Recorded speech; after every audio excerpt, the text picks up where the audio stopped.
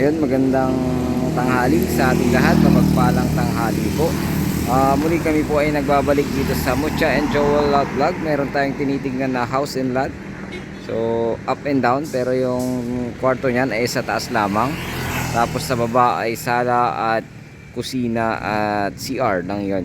So, pero mayroong dating old house nasa likod. Pwede pa rin namang tirhan.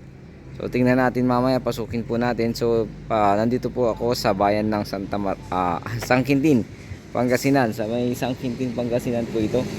Tapos ito po yung National Highway. Ayan, National Highway going to papuntang Umingan po yan. Tapos ito naman papuntang Tayug. So pwedeng dito dumaan papuntang Baguio. Ito rin pwede namang papuntang Biskaya, Isabela. Pwede rin ditong dumaan papunta ng Maynila. May mga daan din po dyan papuntang Nueva Ecija, ganun po. So ang sukat mo nito ay 980,000 square meter. So, at pangalan po ng ating seller, yung title nga lang, yung asawa po nila ay patay na. So yun po ay magkakaroon po ng estate tax kasi buhay pa naman yung asawa. At the same time, siguro kung kailangan din ng perma ng mga anak, nandito lang naman sila, pipirma naman daw po.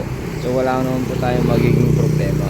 So tara, samahan niyo po ako, pasukin po natin ang bahay na aming iaalok sa oras na ito, sa araw na ito. At ito po ay bayan ng Sangkintin, Pangasinan. May sukat na 980 square meter, more or less. Yun po yung nakalagay sa title po niya. Ito po yung napakagandang garahe po nila. Yan, maluwang po, kasya po siguro dalawang sasakyan po dito, saktong sakto. So yan po si nanay, yung may-ari, nakapangalan po sa kanya. At ito po yung kanyang garahe, at ito po yung kanyang bahay. So mamaya ako napasukin nante, tignan ko muna yung likod. Sige, mabalin mo ka. Tignan ko muna. Opo, papakita ko lamang po yung likod ng bahay po ni auntie. So ito po, may daan pa rin po dito, kasya pa rin ng mga kung anong motor o tricycle kung gusto mong i-open dito sa likod. So ito yung old house nila.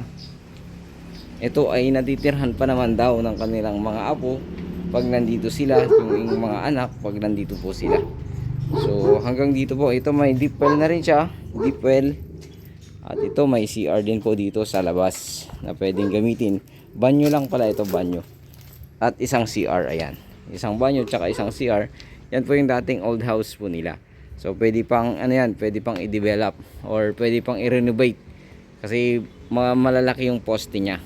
So kung gusto mo namang tanggalin, pwede rin po para mas lumuwang po yung area ng bahay. So ito naman yung bahay po ng isang anak niya. Ayan, pero kasali po ito sa binibenta na lupa. So ito yung boundaries po ng lupa. Ayan, bakod po yan. So nandito tayo sa likod, may mga tanim po dito na iba't ibang klase ng prutas. May santol, may buko na dalawa, at sampalok, ayan, bayabas, mga bayabas po rito, papaya, ano to, yung kasoy yan. Tapos meron pang santol dito. Ito yung pangalawang buko. Des ito may suha po siya. Tapos may pumelo Davao po siya sa harap. Kanina hindi ko lang nabanggit. May pumelo Davao siya. Dwarf po yun. Napakaliit. Namumunga na. Yan, boundaries niya. Mga saging, kamyas. May dalawang native na mango. Ayan, may mga kalamansi. Malalaki na. Hindi na naasikaso. Mula nung namatay last year si tatay, yung asawa ni nanay. So meron pang ano dyan. Hindi ko alam kung pumelo din ata yan. Pero meron pang tanim na santo ulit dyan. Tapos yan, hindi ko alam kung anong prutas to. Parang pumelo din ata. Yung isa hindi siya pumelo. Parang hindi ko alam kung anong klaseng prutas. Pero ang boundary niyan, yan lang. Sa may saging. Tapos doon din sa may saging. Tapos dito, dampas nitong kalamansi. Yung boundary. Ayan yung boundary niya. Yung may meron siyang ano tawag to, yung prutas na ito, ayan, guyabano pala, guyabano, natagal sa pag-isip. So ayun, Ito ay more or less 980 square meter more or less. So sabi ni nanay sobra yan, hindi lang 980 yan sabi niya, kasi may muhon na rin yan. Nga lang nilagay po nung nagsukat ay 980 more or less yung nilagay niya, yung geodetic engineer na nagpa-approve po at nag-transfer ng kanilang pangalan sa title. So pre-patent na rin po ito, residential pre-patent yung kanyang title. So wala pong problema.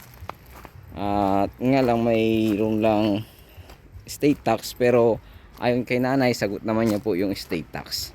Tsaka capital gain tax sagot din po niya, at deed of sale sagot din po ni nanay.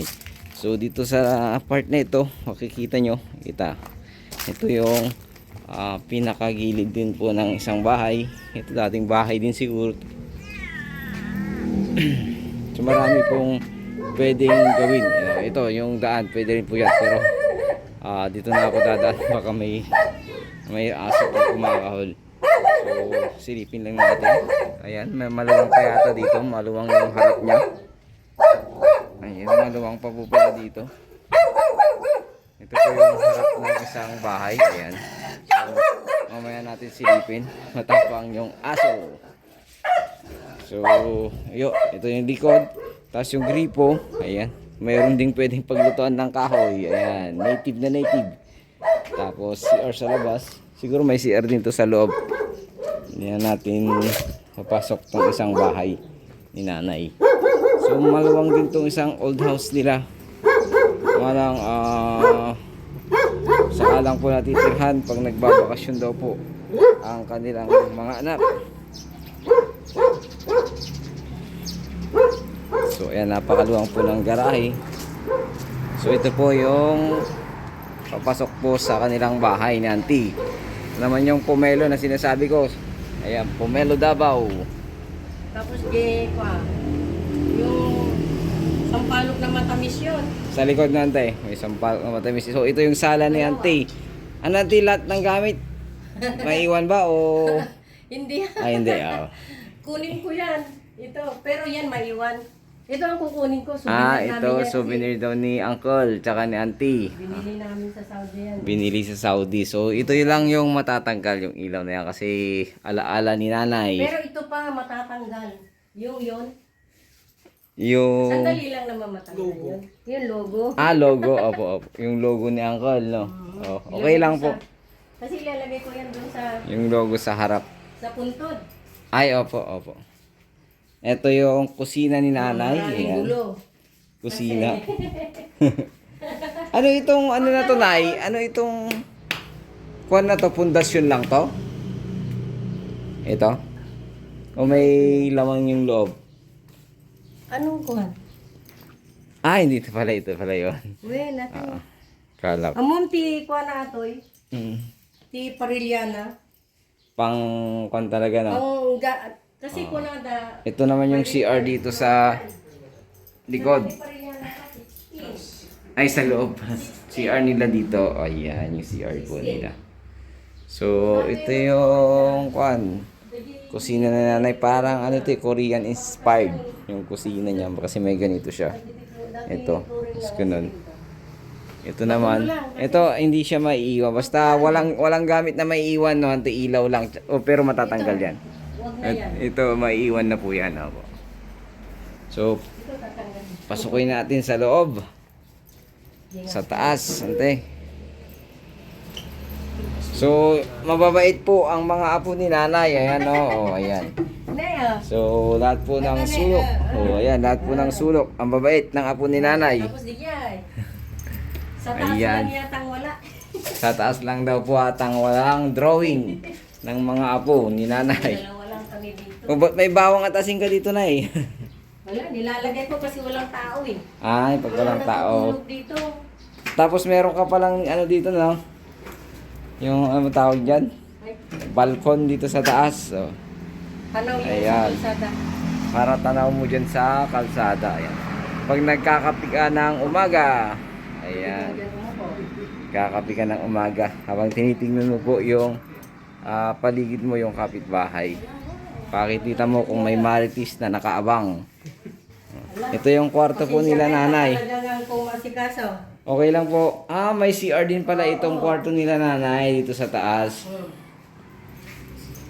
So, no need na bumaba. Ayan. May CR po dito sa baba. Ayan. Ay, sa taas. Ayan po. So, sa ngayon, si nanay mag-isa siya dito. Wala yung mga Ito, bakasyon. maiwan ito kasi hindi na pwede. Ayan, yung aircon, may iwan na po yan. Gumagana pa po, Kasi nay. pag tinanggal mo ito, sayang Masisira. ito. Opo, opo. Yung design. Opo. Ayan, may aircon na siya. Ito, napagkabilak lang dito ate, ba't-bato. Ito, may isang room dito. Saka ang lock nito, pagka nilak mong ganyan, pag nakalak, maski anong gawin niya sa loob, hindi siya lalabas. Iba to eh. Ayaw po. Ayan, may kwarto pa rito pala na isa. So, bali dalawa ang kwarto dito sa taas. Dalawa. Yung double deck ante may iwan o hindi? Hindi. Basta walang gamit na may iwan, no? Meron naman yung ano. Ayan. Ay, tagurin ka. Ah, sige lang ante. Ito, dalawang kwarto. May mga ibang gamit pero pipiliin daw ni nanay yung maiiwan. So, ayun. Ano? Ito po. Okay, baba ulit ako. So, ayun, ulitin ko. Dito tayo sa bayan ng... Antay? Kamu na tandaan na biro pa na. Nandito kami sa bayan ng Sangkintin, Pangasinan. So, tinitingnan natin itong up and down house. Pero walang kwarto dito sa baba. Nasa taas, yung dalawa. May dalawang CR.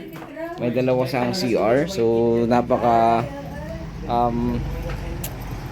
ganda rin po kasi hindi mo na kailangan bumaba pag nasa taas ka. At maluwag pa rin po dito sa harap. Ayan, napakaluwag. So, ayun, muli kami po ay humihingi ng inyong tulong. Pakis-like and subscribe. At lalabas lang po ako para paliparan ko po ng drone at papakita ko ulit yung harap ng bahay. So, meron itong sukat na 980 square meter. More or less, nakalagay po sa title. Kasi ang luwang parang alam ko sobra yan ng 980. Kasi yung ano naman niya, yung title niya is more or less. So, pwedeng lalampas siya ng 980 square meter. Kasi, hindi naman po nakalagay na 980 square meter lang. So parang tansya ko lalagpas pa po yun. So muli, ito ay bayan ng Sangkintin, Pangasinan at may sukat na 980 square meter. May dalawang kwarto itong up and down house. May garahe. May dalawang CR, isa sa baba at isa sa taas. May sala at may kusina. At mayroon pong old house sa likod na pwede pa namang i-renovate. At may mga tanim po sa likod na fruit bearing trees, mangga na native, dalawa at suha, meron din at kalamansi, meron din po yon at yung mga santol, sampalok, ayun po. So ayun, muli maraming salamat, sana magustuhan nyo po ito. Ulitin ko po pala yung sagot po ng ating seller at ang presyo po nito ay 4 million. 4 million po siya. Ang sagot po ng ating seller ay capital gain tax, deed of sale, state tax. Ulitin ko po, ang sagot po niya ay capital gain tax, state tax kasi patay yung asawa niya, and decent at yung deed of sale po. Yun po yung sagot ng ating seller. 4 million po. Kung makakabawas pa po tayo, di maganda po. So ito po ay along National Highway ng Sangkintin, Pangasinan. So ayun, muli maraming salamat. God bless you all po, and wag po kayong magsawang sumuporta sa aking munting channel, Mucha and Joel Lat Vlog. At sa mga bago pa lang, huwag niyo pong kalimutang i-like and share and i-subscribe ang aking munting channel. Sa mga dati na po, paki-like na lang po ang aking mga videos and paki-comment na rin po. Maraming salamat. God bless you all.